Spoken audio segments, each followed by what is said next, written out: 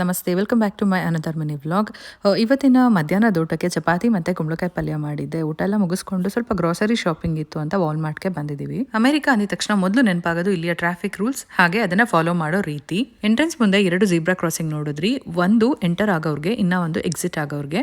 ಅದ್ರ ಮೇಲೆ ಜನರು ನಡ್ಕೊಂಡು ಹೋಗ್ಬೇಕಾದ್ರೆ ಕಾರ್ನ ಮೂವ್ ಮಾಡಂಗಿಲ್ಲ. ಅವ್ರು ಪಾಸ್ ಆದ್ಮೇಲೆ ಮೂವ್ ಮಾಡಬೇಕು. ವಾಲ್ಮಾರ್ಟ್ ಅಲ್ಲಿ ನಾವು ಯೂಸ್ ಮಾಡೋ 60% ಅಷ್ಟು ಐಟಮ್ ಸಿಗುತ್ತೆ ಅಂತ ಹೇಳ್ಬೋದು.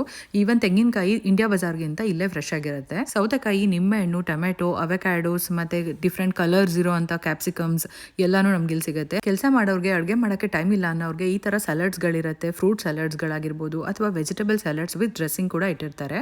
ಹಾಗೆ ಬೇಕರಿ ಸೆಪರೇಟ್ ಆಗಿರುತ್ತೆ, ನಾನ್ ವೆಜ್ ಐಟಮ್ಗಳು ಸೆಪರೇಟ್ ಆಗಿರುತ್ತೆ. ಬರೀ ಗ್ರಾಸರೀಸ್ ಅಲ್ಲ, ಇಲ್ಲಿ ಬಟ್ಟೆಗಳು ಸಿಗುತ್ತೆ. ಸೀಸನ್ಗೆ ಅನುಗುಣವಾಗಿ ಪ್ರತಿಯೊಂದು ಇಟ್ಟಿರ್ತಾರೆ. ಇಲ್ಲಿ ಫಾಲ್ ಸೀಸನ್ ಆಯಿತು, ಹ್ಯಾಲೋವಿನ್ ಆಯಿತು, ಇವಾಗ ವಿಂಟರ್ಗೆ ಬೇಕಾಗಿರೋ ಬಟ್ಟೆಗಳು, ಹಾಗೆ ಕ್ರಿಸ್ಮಸ್ ಇರೋದ್ರಿಂದ ಕಂಪ್ಲೀಟ್ ಆಗಿ ಕ್ರಿಸ್ಮಸ್ಗೆ ಬೇಕಾಗಿರೋ ಅಂತ ಡೆಕೋರೇಟಿವ್ ಐಟಮ್ಸ್ಗಳಾಗಿರ್ಬೋದು, ಕ್ಲಾತಿಂಗ್ ಎಲ್ಲಾನು ಇಟ್ಟಿರ್ತಾರೆ.